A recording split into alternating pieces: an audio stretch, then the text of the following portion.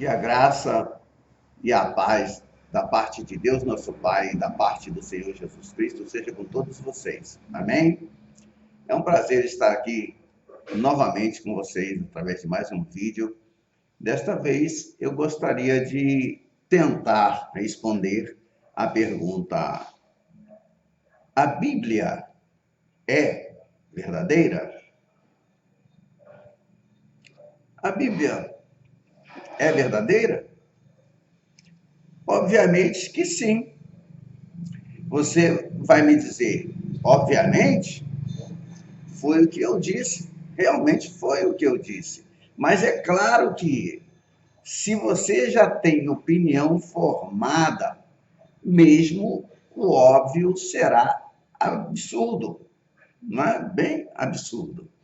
Contudo, eu acredito que, se a sua atitude em relação ao assunto é aberta, franca, e se você, de fato, se dispõe a conhecer a palavra de Deus, né? Ou vamos dizer assim, a conhecer a verdade, posso provar-lhe que a Bíblia é realmente a palavra de Deus. E já que estamos falando do assunto, eu gosto muito desse assunto.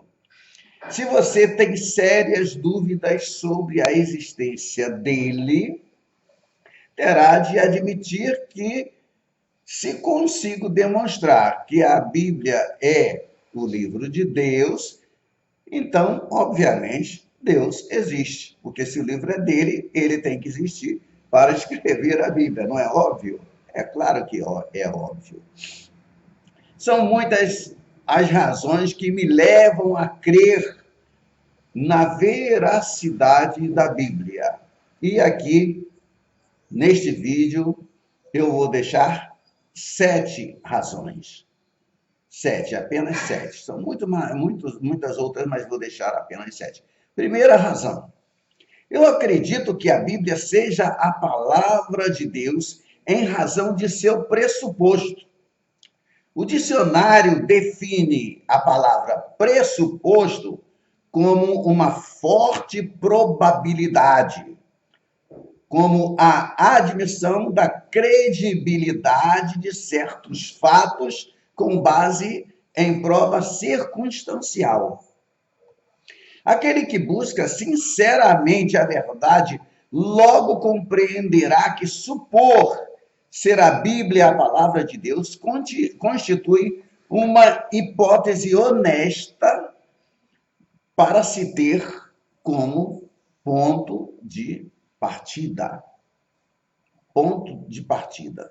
Deve-se começar de algum lugar, é lógico. Ou se começa pressupondo que seja verdade, ou não. Nos tribunais, em geral, nos tribunais, pode ser americanos, brasileiros, argentinos, russos, nos tribunais das nações, presume-se que a pessoa seja inocente até que se prove a culpa, e não vice-versa, não o contrário. Acho que nós podemos ter o mesmo respeito para com esse livro supremo, a Bíblia Sagrada. O homem sempre indagou, sempre perguntou, desde que eu era garoto, que eu li sobre essas perguntas, ouvi alguém perguntar, alguém mencionar, alguém tentar ensinar ou ensinar, e sempre se perguntou: terei vindo de algum lugar? Fui criado por alguém? Existe uma raça superior?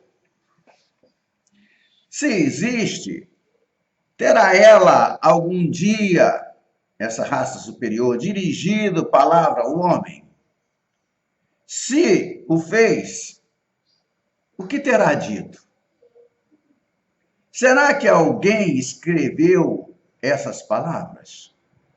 Será o livro que chamamos de Bíblia um registro delas? Caso contrário, quem guarda esse registro? Por que não o partilham comigo? São perguntas demais para ficarem sem resposta, a não ser que partamos da hipótese de que a Bíblia é a palavra de Deus. Hoje eu estava olhando alguns comentários em um dos meus vídeos e uma pessoa falando que a Bíblia é uma mentira. Isso, claro, todo mundo fala o que quiser. Ela parte do pressuposto que a Bíblia é uma mentira e diz que a Bíblia não é nem Bíblia, nem bíblica, porque não existe a palavra Bíblia na Bíblia. Então ela não é bíblica. Aí eu fiquei pensando, mas que inteligente, não é? Então, será que tudo que existe hoje tem que estar escrito na Bíblia? Será que uma coisa para existir tem que estar escrito na Bíblia ou em qualquer outro livro? Porque, por exemplo, se a gente for procurar computador na Bíblia, a palavra computador, deve ser difícil de achar, né? A palavra informática, a palavra software na Bíblia, e são tantas outras coisas, são coisas que existem. Mas nem tudo fica registrado, porque a Bíblia não tem essa incumbência, não tem essa finalidade. A Bíblia fala do que é concernente às coisas de Deus e do que interessa a nós para encontrarmos com o Deus Criador de todas as coisas. Sabe uma coisa que eu achei bastante interessante? Foram algumas palavras de Darwin.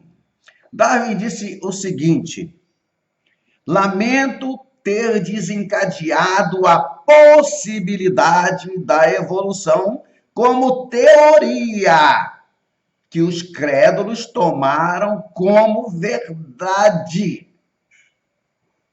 Voltaire, em seu leito de morte, ele declarou: fui abandonado por Deus e pelo homem, irei para o inferno. Huxley falou o seguinte: então é verdade, e morreu. Mas como foi diferente o momento da morte daqueles que acreditaram e amaram a Bíblia. Disse Dwight Lyman Moody: este é o dia da minha coroação. Nem tentem me chamar de volta. Charles Spurgeon, ele disse o seguinte: será possível que isto seja a morte?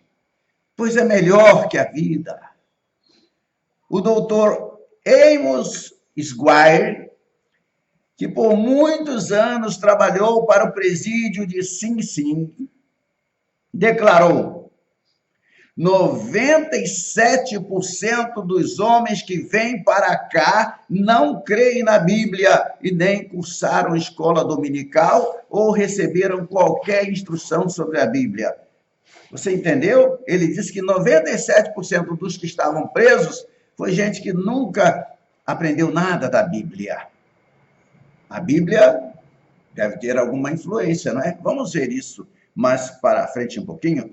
Roger Babson, famoso estatístico, afirmou o seguinte: não conheço nenhum clube cívico que não tenha sido fundado por pessoas que seguem a Bíblia ou por seus filhos. Já fiz esta declaração perante mais de 400 clubes cívicos e jamais fui desmentido. O Dr. Werner von Braun, eminente cientista atômico, declarou: creio na criação divina, creio na divindade de Jesus Cristo e creio na palavra de Deus. Graham Blaine Jr. disse: o maior problema das nações é o da culpa, constituído principalmente por pecados não confessados. A maioria das pessoas precisa menos de psiquiatras do que do sangue de Jesus Cristo. Ou seja, todo mundo precisa, a maioria precisa, é do sangue de Jesus Cristo. Se a pessoa tiver crido, se a pessoa tiver com a sua vida amparada no sacrifício da cruz do Calvário, provavelmente não vai precisar de psiquiatra, é o que ele quer dizer. A Bíblia diz sobre si própria o seguinte: o céu e a terra passarão, mas minhas palavras jamais passarão. 2000 vezes a Bíblia repete: assim diz o Senhor, assim diz o Senhor, ou, dependendo da versão, assim falou o Senhor. E eu não posso acreditar de maneira alguma que uma obra baseada em 2000 mentiras teria sido totalmente rejeitada há muito tempo pelos homens inteligentes. Ou seja, eu acredito que uma obra baseada em 2000 mentiras, há muito tempo teria sido rejeitada pelos homens inteligentes. Mas a Bíblia, a própria Bíblia, recomenda que deve ser ensinada, suplicada, lida, recebida, divulgada, buscada, investigada, amada, desejada e ser fonte de alegria. Diz que as Escrituras, a própria Bíblia, diz que as Escrituras foram inspiradas por Deus, aprovadas por Cristo e infundidas pelo Espírito Santo, que são a palavra de Deus, o livro da lei, o livro sagrado, que são poderosas, que são puras, que são perfeitas, verdadeiras, oportunas, instrutivas e consoladoras. Eu creio ser justo iniciar pressupondo que a Bíblia seja a palavra de Deus.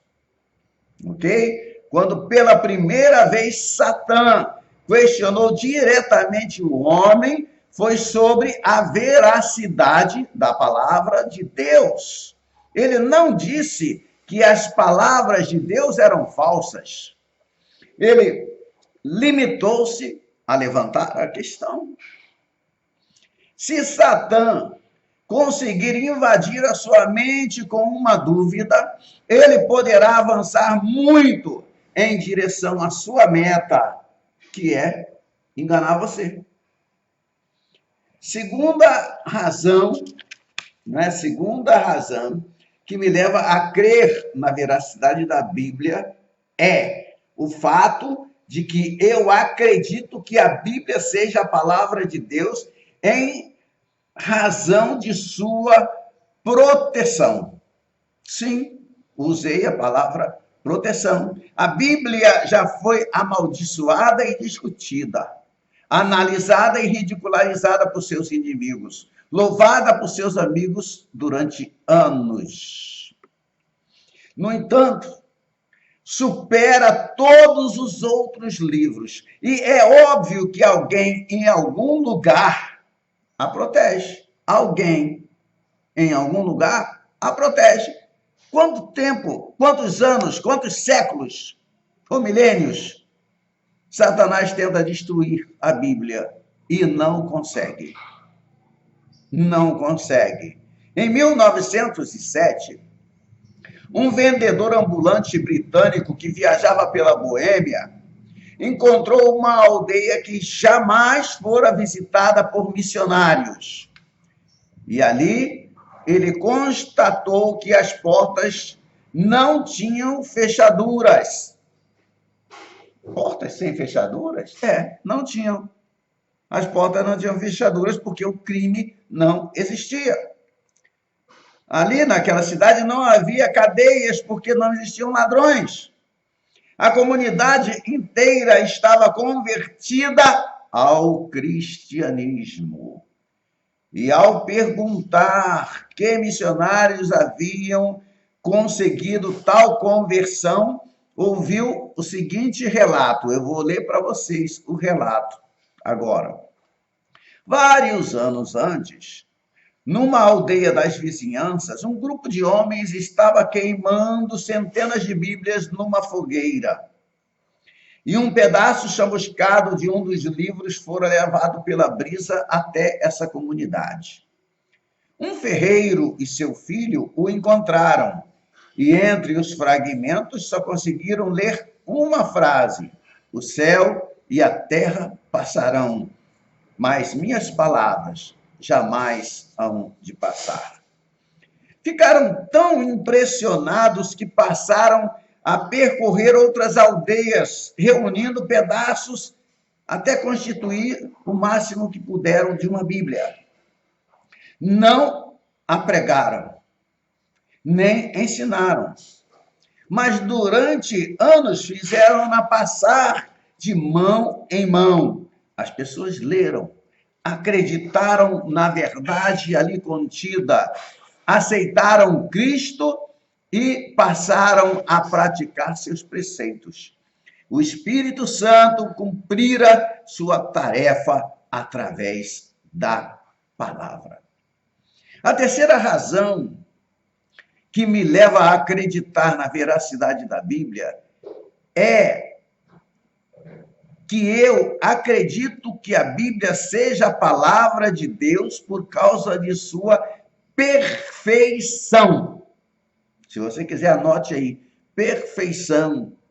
Porque a Bíblia não é realmente um livro, mas sim uma biblioteca composta de 66 livros diferentes, escritos por cerca de 40 autores que viveram ao todo, separados por um período de 1.600 anos em diferentes regiões do país, falando idiomas diversos.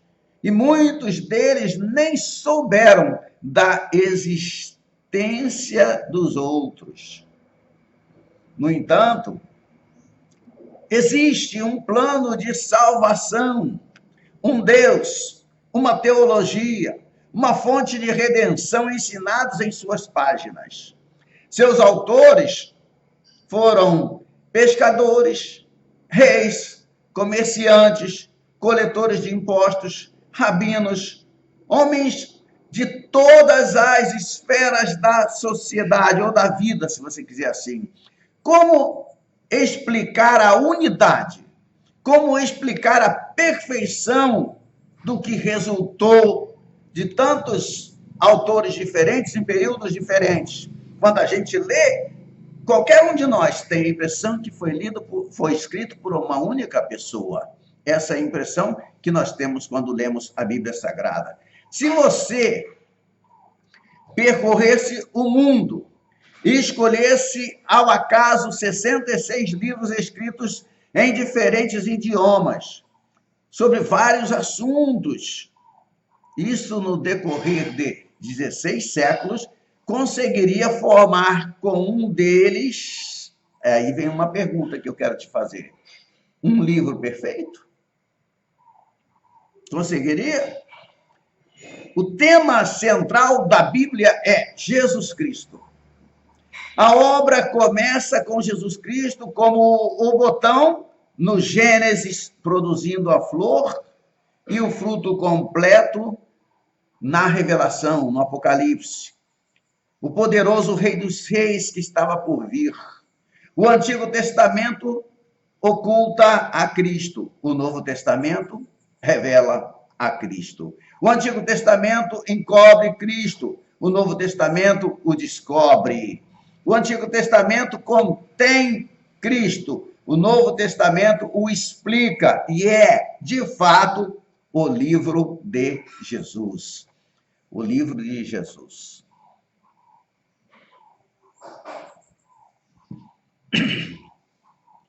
Suponha que das principais pedreiras de qualquer país, seja do Brasil, da América do Norte, da América do Sul, da África, das principais pedreiras, todos os tipos de rochas fossem reunidos num determinado local, sem plano, sem modelo, sem ordem.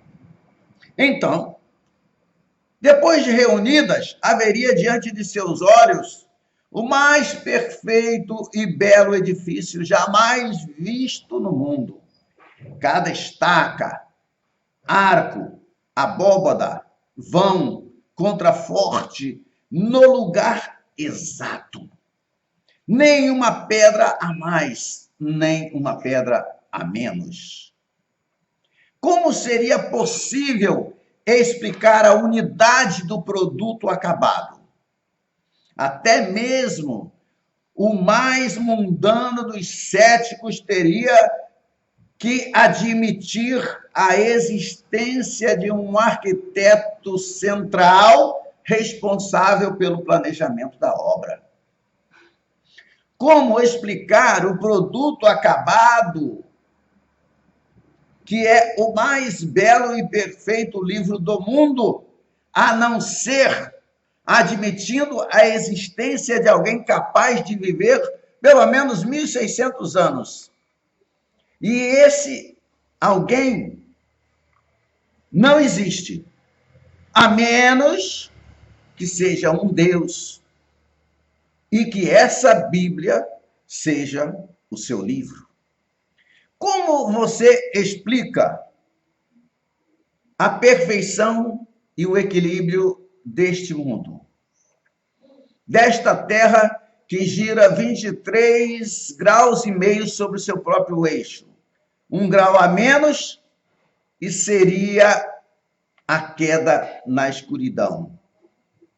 1 grau a mais e o planeta giraria para o esquecimento. Esta terra que mantém com a Lua uma relação tão perfeita que nos proporciona as estações e torna possível a vida. Esta terra, a 93 milhões de milhas de distância do Sol. Sim, 93 milhões de milhas de distância do Sol. É muita milha, não é verdade? Concorda comigo? É muita distância, né? Se estivesse 100 milhas mais próxima, tornar-se-ia incandescente. E 100 milhas mais distante nos levaria à morte por congelamento. Como se explicam o equilíbrio e a ordem do universo? Como? A melhor explicação que a ciência já conseguiu foi dizer que simplesmente aconteceu. Foi por acaso. Isso é o que a ciência diz, a melhor explicação que ela tem. Determinados gases, dizem eles, se formaram certo dia e então, quando estava tudo pronto, BUM! Surgiu esse mundo perfeito. Em minha opinião, isso faz tanto sentido quanto afirmar que houve uma explosão numa gráfica e daí apareceu um dicionário completo. É a mesma coisa. A perfeição da Bíblia constitui, para mim, prova de que seu autor viveu pelo menos 1.600 anos ou mais. E, o que é ainda mais importante, que pela fé ele vive em meu coração. Sim, em meu coração. A quarta razão pela qual eu acredito na veracidade da Bíblia é em razão de sua profecia. A história consiste no registro dos fatos depois que os fatos aconteceram. Praticamente qualquer um pode escrever a história. Qualquer um, não é verdade? Tire fotos de todos os lugares que você vai. Anote numa agenda o que você fez, o que você falou, o que você disse. E daqui a alguns anos você poderá escrever a história da sua vida. Isso é história. Qualquer um pode escrever. Mas ninguém, senão Deus, é capaz de escrever profecia. Porque a profecia é o registro de fatos muito tempo antes de ocorrerem. Como explicar que, página após página, a Bíblia prediga o que vai acontecer, quando acontecerá, até que nós podemos olhar e ver que aquilo se concretizou? A Bíblia contém centenas de profecias. Profetizou como seriam destruídas inúmeras cidades da antiguidade, chegando quase a precisar a hora da destruição. As profecias desse livro revelam às mentes inteligentes que alguém que conhecia o fim desde o princípio certamente esteve presente em sua origem. A Bíblia diz que Jesus nasceria de uma virgem, e assim aconteceu. Que viria ao mundo em Belém, e assim foi. Que trabalharia na oficina de carpintaria de seu pai, e assim foi. Que faria milagres, que morreria na cruz, que ressuscitaria no terceiro dia. De tal forma, a Bíblia predisse, e de tal forma Cristo fez, Jesus fez. A Bíblia diz que um dia calor e frio sairiam de um mesmo furo na parede. E hoje a eletricidade que faz funcionar fogões e geladeiras, não é?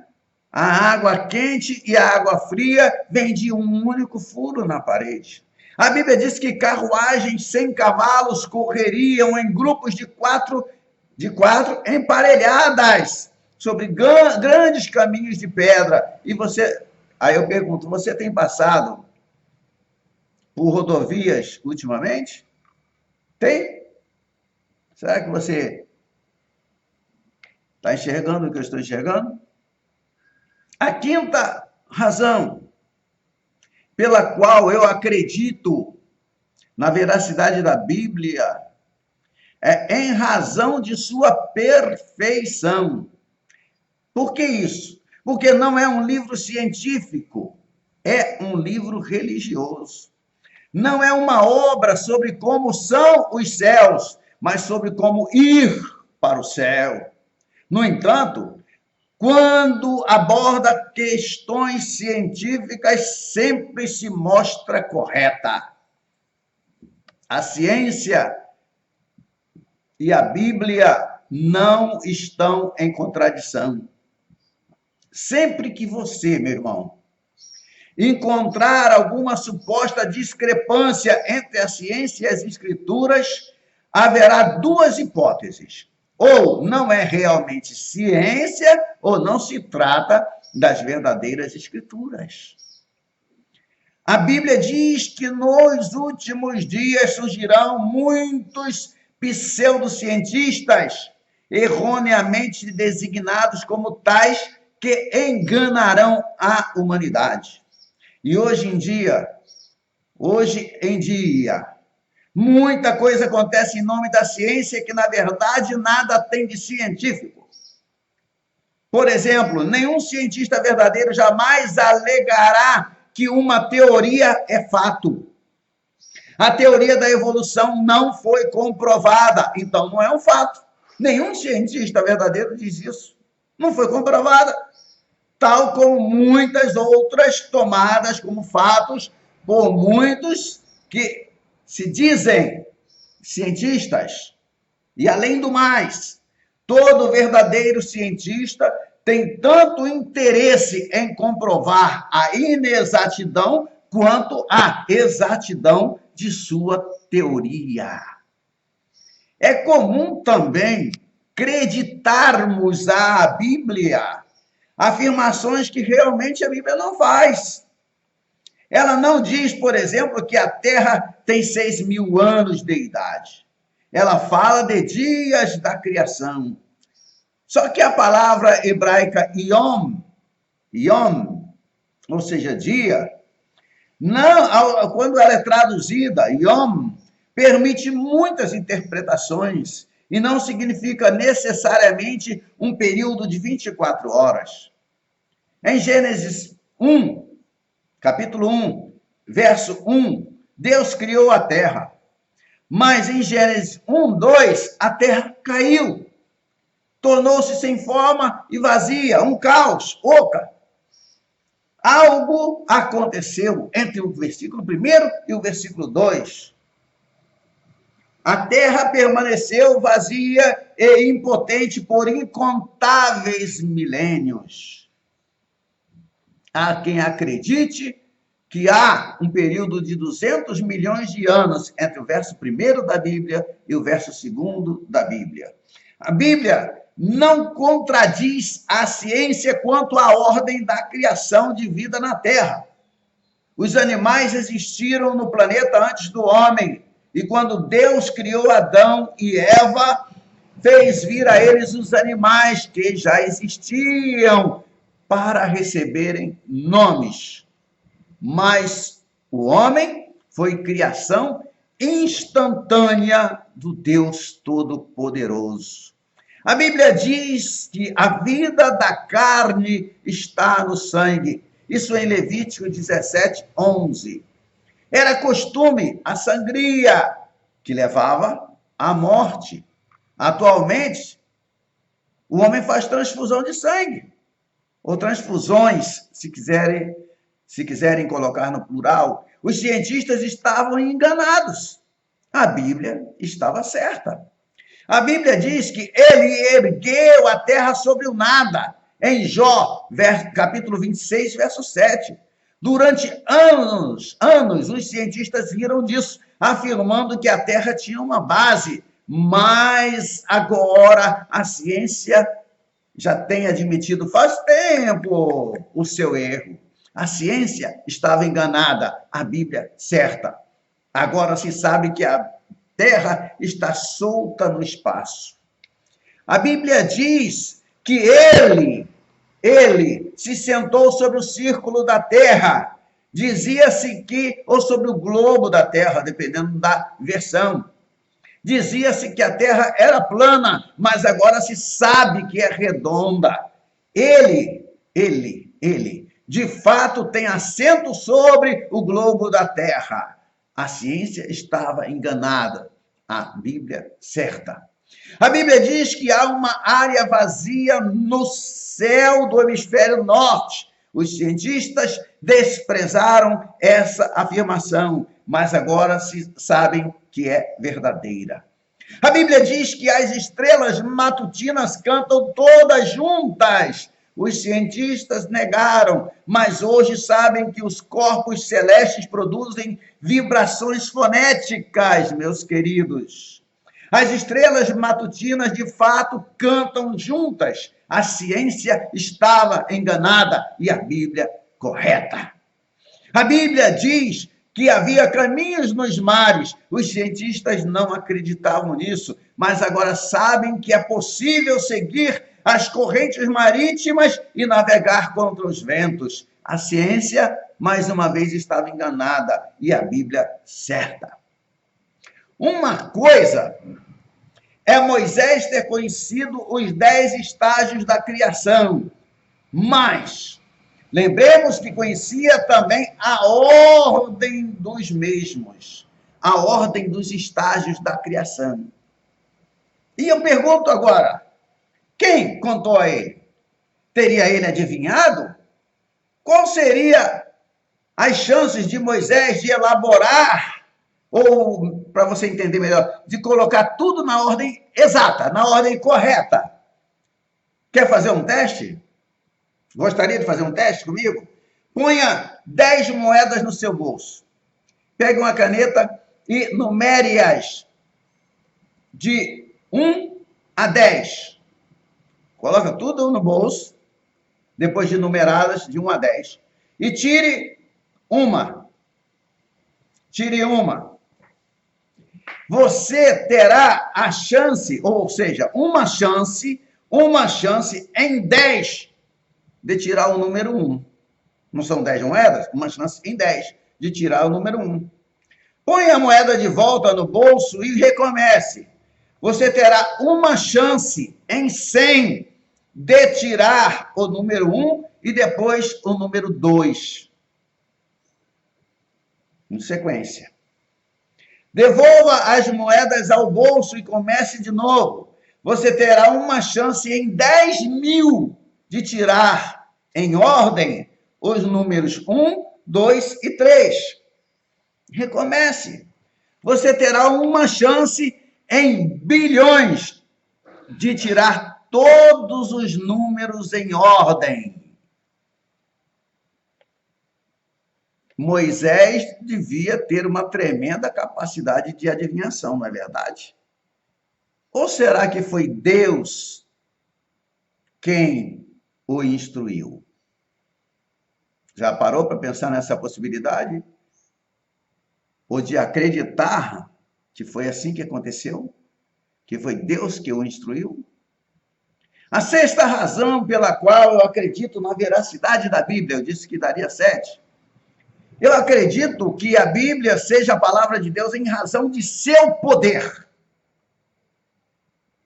Quando as pessoas leem a Bíblia, creem nela e cumprem seus ensinamentos, encontram um poder sobrenatural para afastar maus hábitos, para amar o próximo, para alterar suas personalidades e alcançar paz de espírito. A Bíblia salva, a Bíblia purifica, a Bíblia transforma, a Bíblia renova, a Bíblia faz uma mudança completa na vida do homem. Pode ter certeza disso. Recentemente, perguntei a um amigo que acabara de voltar de pregações num país no exterior, qual foi a sua maior emoção? Foi assistir a algum evento esportivo importante ou visitar um complexo industrial? Eu perguntei a ele. E ele me respondeu: foi chegar a lugares onde as pessoas não só desconheciam totalmente o evangelho, como jamais haviam ouvido falar a respeito, e ver as pessoas aceitar imediatamente a verdade de Jesus Cristo e recebê-lo como seu Senhor e seu Salvador. Um psicólogo me disse há tempos atrás: temos resposta para tudo, mas não temos solução para nada. É fácil identificar o problema, mas raramente conseguimos resolvê-lo. Podemos decompô-lo, mas não somos capazes de tornar a montá-los. Conheço, irmãos, meu amigo, um homem chamado Jesus Cristo, que pode decompor você e tornar a montar você. Existe um poder sobrenatural na Bíblia e em sua mensagem. E a sétima razão pela qual eu creio na veracidade da Bíblia é que eu acredito que a Bíblia seja a palavra de Deus em razão de seu conteúdo. A Bíblia tem conteúdo. Charles Darwin criou muita controvérsia em seu livro A Origem das Espécies. E, para ser franco, não estou muito interessado na origem das espécies, mas estou bem interessado no fim das espécies, no destino das espécies. Para que eu estou aqui? Para onde irei? Para onde irei? Como deverei chegar lá? Se não existe Deus, se nada há depois da morte, se não há julgamento, afinal de contas, eu não perdi grande coisa. Sou muito feliz nessa vida, mas se você não acredita nisso, que haja realmente um julgamento após a morte, que haja prolongamento ou prolongação da vida depois da morte, se você não acredita que vai se encontrar com Deus depois, e se você estiver errado e eu estiver certo, você perdeu muita coisa. Se você cometer um erro Cuide para que tenha cometido esse erro do lado certo. A Bíblia é a única mensagem competente que existe no mundo, viu? Sobre a origem e o destino do homem. Essa mensagem, meu amado, simples e clara, é a seguinte: o Deus de amor dá ao homem o privilégio de desfrutar das bênçãos e benefícios decorrentes da opção voluntária de servi-lo e honrá-lo. Mas o homem que diz com bastante orgulho que tem o seu livre-arbítrio, que o tenha, prefere não fazer isso, prefere não optar por servir a Deus, prefere não optar em honrá-lo. E eu digo uma coisa para você: esse Deus de amor foi mais longe, muito mais longe, e ofereceu a redenção ao homem, enviando o seu Filho Jesus Cristo para morrer por nossos pecados. Nós é que deveríamos morrer, mas ele morreu por nós. E que todos os que o recebam vivam em paz e comunhão com Deus. Para isso Jesus veio. Se você recebê-lo, você vai viver em paz, em comunhão com Deus. Em 1963, eu tinha 9 anos de idade. A famosa Mona Lisa foi levada à América do Norte para uma exposição. Um repórter perguntou a um dos fuzileiros navais que montavam guarda ao famoso retrato qual fora o comentário mais frequente dos americanos que foram ver o quadro. Sabe o que mais disseram? Então, essa é a famosa Mona Lisa de que tanto falam? Essa coisa? Não vejo o que tem de mais.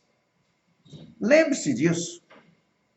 A Mona Lisa suportou o teste do tempo. Quando você olha a Mona Lisa, não é a obra que está sendo testada, mas você. Seus valores estéticos, sua capacidade de apreciar. Você é que está sendo posto à prova.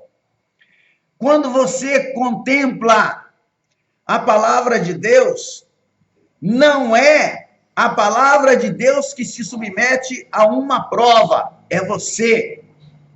Essa palavra suportou o teste dos tempos.